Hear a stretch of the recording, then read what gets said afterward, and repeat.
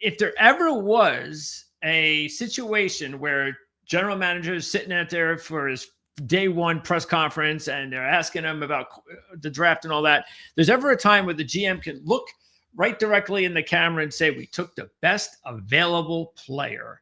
Well, you know that is it to a T, because it really, there's not a whole lot else to explain unless there was something based on what you've heard of why they might have liked also another player, but this player really fit because of. Well, I think Jason Light kind of put it perfectly. They had a very select group of guys. It was very small. It was like 2 or 3 players that they had said, if these guys fall to us, we are not moving and we're taking them. These guys are, players that we want in our building. We don't care what the position is. These are Buccaneer men. And that's a mantra that Jason Light, when they sat down and they reevaluated their draft strategy after a lot of these draft misses, they said, who are the kind of men that we want in our building? Who are the kind of players, the kind of people? And so they put a silhouette of Levante David up on the wall and put characteristics across it saying, these are what we're looking for in players, because we don't just want them to be good players. We want them to be good people. And so Emeka Egbuka was at the top of that list, that if he was there, the Bucs were taking him. Now, on my show leading up to the draft, I did talk a lot about wide receivers, but I was talking about day 3 guys. I was looking starting in round 4. I was talking about guys like Pat Bryant out of Illinois. You guys can see the block guy behind me. That's like, where I thought he was going to go too. I was shocked when he went so high. Yeah. And I'm like, this is a perfect player for the Bucs, because he's a great receiver. Yeah. He's a clutch receiver. Like, there was no receiver in college football that was better than he was in the final 2 minutes of the game. But when he spoke to us at the combine, and I was there for it, and he said, no block, no rock. So he knew that he had to be a blocking wide receiver in order to earn targets. And I'm like, that is right up Jason Light's alley, because Chris Godwin, one of the best blocking wide receivers in the game. And, you have Bucky Irving back there. Now you have to make sure that your receivers are willing to get down and dirty to make sure that they spring their running back. So I was like, that's the kind of guy. Then they take Emeka Egbuka. And at first, I was absolutely stunned. I'm like, oh my goodness, you had Jahad Campbell sitting there, who I talked about a ton because of the need at linebacker. You had some of these edge rushers sitting there. And the more I started to think about it, the more I was like, Todd Bowles has told us for months that this is what they were going to do. He was asked at the combine. He said, what position specifically are you looking at here at the combine? And without hesitation, he said, wide receivers. And you take a look at how the Bucs season transpired last year. You lose Mike and Chris in the same game. You lose Godwin for the entire season. You lose Mike for a month. So now your receiving core is Jalen McMillan when he was healthy, because he had injury issues. You have Sterling Shepard. You have Ryan Miller. You have Cam Johnson. You have Rakim Jarrett. You needed another body there. And so the addition of Egbuka, who goes to a school like Ohio State, who personally I despise. I've lived in Ohio my entire life. I'm an hour away from Columbus. I hate Ohio State. But they churn out NFL players. Yeah, this guy has played with Marvin Harrison Jr., a top 5 pick. He has played with Garrett Wilson. He has played with this is a school that has churned out Santonio Holmes and Joey Galloway and Hall of Fame receivers. Chris Carter. Emeka Egbuka is the school's all-time leading receiver, and he was never the number 1 option. That's insane to me. So he comes to a team where he knows he's not the number 1 option.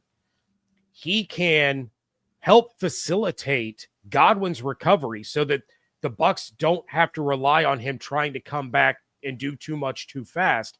He slides into that slot role. And now when Godwin is fully healthy, and I'm not saying Godwin won't play week 1, he will, but he's going to be kind of on a pitch count.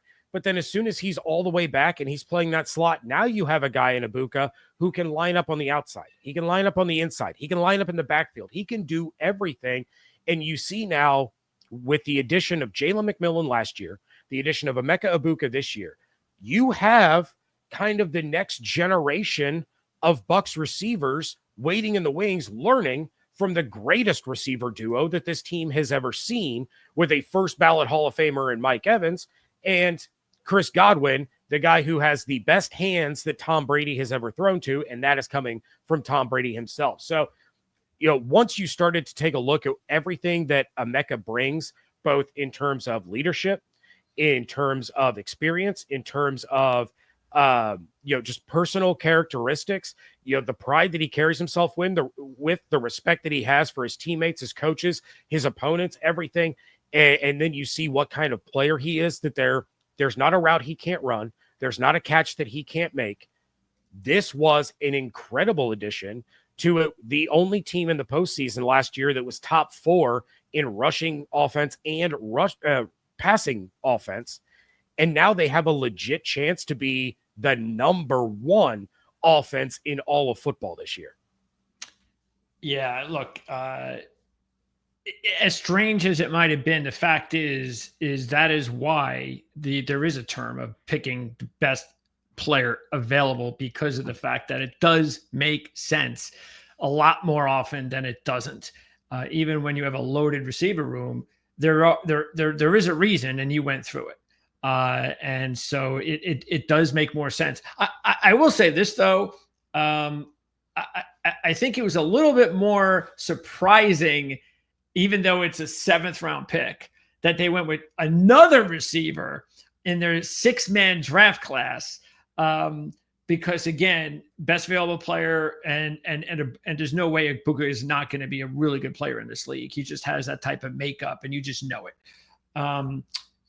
But overall, it looks like they have decided that they know if they're going to have a chance to win a championship, they've just got to flood this team with as many difference makers as possible, and let Baker fly. And he's got as good as a collection of receivers as any in the league. Well, and I think the selection of Tez Johnson is another one that goes beyond the offense. So obviously, good friends with Bucky Irving, teammates, they were roommates. But you take a look at what he brings to not just an offense, but special teams. And here's where it's going to get really dicey for the Bucs, because I mean, you have the depth chart up there. Trey Palmer has not really been the guy that they were hoping that he would be, especially when it comes in terms of the return game. Okay. So now Tez Johnson is competing with Trey Palmer, along with Rakim Jarrett, along with Cam Johnson, for that final receiver spot. Like the receiver battle in training camp for the Bucs for those last 2 spots is going to be incredible to witness, because you have a lot of these guys that would be a wide receiver 4, a wide receiver 5 on other teams. And now the Bucs are going to have that difficult decision of who are we going to keep? Who are we going to try to have on the practice squad that could get plucked at any moment to end up on another team's 53-man roster? So I think in the selection of Tez Johnson in the 7th round, at that point, you're kind of throwing darts, right? Sure. You want to bring in a guy that's going to give whichever side of the ball he plays on an opportunity, but at the same time, they have to be special teams players. Yep. So if you can upgrade your return game in the process of getting an offensive weapon, because Tez is another guy, he's going to catch screen passes. He's going to line up in the backfield. He's that slippery, quick guy. He may not be blazing fast on the straight line speed, but he's so quick and elusive, the same way Bucky is, that found him so much success, that he is going to be a legit option in the offense. Because I mean, what are you going to do at that point if you're a defense? You're staring at 5 wide when you have to take care of Mike, Chris, McMillan, Ibuka. Now you got Tez Johnson. Tez Johnson's probably the one that ends up with the mismatch. Yeah, you're going to put him one-on-one with a linebacker. He's going to cook him. So it does make for a really fun offense when you look at it that way. But I think the Tez Johnson selection had more to do with upgrading special teams, which they also did with the addition of Riley Dixon as the punter after they had all the punter issues last year. But I think that played into it even more than what he could do in Josh Grizzard's offense. Will he be tested out at both kick and punt returner? I believe so, but I think it would be primarily punt returner. That's Okay. where they're looking for a little bit more juice. I don't expect Bucky to be back there returning kicks this season like he did last No, year. no more. No. But yeah, I would say punt return is where they need a little bit more of an electric player, someone with a little bit more capability than what Okay. we've seen out of Trey Palmer. And by the way, I think what also, if you take a look at like players like Tez Johnson, or what's his name on Houston, Tank Dell. The difference is that Tank Dell was drafted and looked at as a major contributor. Mm-hmm. And one of the problems was his size. And this is why, because that body cannot withstand the NFL that much. It just can't. And that's the reason why I'm sure some teams probably just wasn't even on his board. Same thing with Tez Johnson. But the difference is with Tez is you're drafting him in the 7th round and you're not throwing him out there for 300 or 400 snaps this season. Maybe he gets 150, 100, who knows? But that's a respectable enough number, including the special teams. That's a good enough number where you'll be a lot less risky that he's going to end up, getting banged up and serious injury like we've seen from Tank. So yeah, that makes a lot more sense in round 7, in my opinion. Yeah, 100%. It just, Todd Bowles said it. Jason Light said it after the draft and during OTAs and everything. And it was, if you want to win in this league with the way the NFL has evolved, because back when I first started watching football, during the Cowboys dynasty, it was all about defense. It was all about defenses. And now it's all about the offense. The rules are lean towards the offense. So you have to be able to put up points. And, in the Bucs situation last year, who knows if they get past the Commanders, if Chris Godwin is playing, who knows, if they go on the losing streak that they win on, if Mike and Chris don't get hurt in that Ravens game, because even without those two guys, it was still a 1-score loss to the Falcons. It was a 1-score loss to the Chiefs. It was close games the rest of that way. And then they go on their run, win 6 of their last 7. But, the Bucs are not going to be put in that situation again, because you have McMillan, who emerged late in the year once he did get healthy, because he was in and out of the lineup early on. But he and Jamar Chase tied for the most touchdowns in the NFL over the course of the last 5 weeks. So he comes on strong. Then you bring in Emeka Egbuka. You have the wild card in Tez Johnson. Like, this is a legitimately dangerous offense. And I did a show not too long ago, and I got dragged by some fans of opposing teams where I said the Bucs have the best wide receiver room in the NFL, and it's not close. Top to bottom, they are the best and deepest wide receiver room in the league. And I know, there was a website that just released their top 10 receiver rooms, and the Bucs were number 2. And I'm like, no, they're not. I respect. Who are they behind? Were they behind the Eagles? The Eagles, yeah. Okay. I respect. But the Eagles have Brown. 3. Sure. I don't know if they have a 4. And if it comes down to the 4 and the 5 and the 6, the Bucs had the advantage over everyone. So I realize that people want to look at those top 2 and say, this is why they're number 1, but the Bucs top 2 aren't anything to shake your head at. Again, first ballot Hall of Famer in Mike Evans, Chris Godwin, who was on pace to be one of the best receivers in the NFL last season. If Godwin stays healthy, Jamar Chase is not winning a Triple Crown. It's not happening. Yeah, just taking a look there, just confirming it. Yeah, the Eagles they don't have a legitimate number 4 receiver. They just don't. They've got young guys, but Bucs have a Sterling Shepard. They've now got a couple of obviously McMillan is the 4 guy, which just blows away any 4 guy on the Eagles.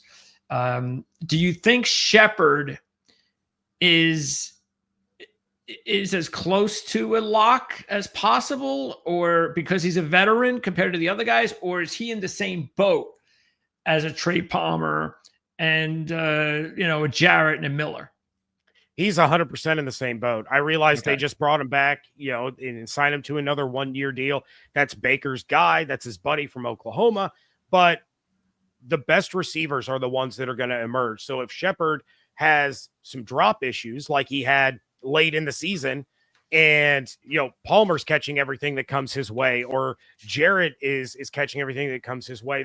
They're really high on Cam Johnson. They've been high on him for a while. It is a true legitimate battle, and I have mentioned Sterling Shepard as a potential cut candidate, where he's got to go out there. He's got to earn that job. Nothing is guaranteed to him by any stretch of the imagination. And so who's in the lead as far as you're concerned? Give me the because I don't know. I mean, I don't know if you keep 6 or 7. 7's a lot. So it is. Who do you think is the 5, 6, and 7 right now? If you had to put that in order right after the top 4, who would be 5, 6, and 7? I would say right now 5, 6, 7 is going to be Shepard. And I'm going to say in order of he's definitely we may not see Johnson better than a couple other guys, but he'll probably make the team because he'll give you more. So I'm looking at that more than who do you think is actually a better receiver? Who do you think has the best chance of making the team 5, 6, and 7? I would say right now my pecking order would go Shepard, Johnson, Jarrett. Okay, so Palmer's in trouble. I think Palmer's in trouble. Okay. I think Cam Johnson. I'm really, really split between Jarrett and Johnson. And by that I mean Cam Johnson, not Tez. But I think they're going to try to keep Cam on the practice squad. I think they try to keep Ryan Miller on the practice squad. It's just going to be so tough.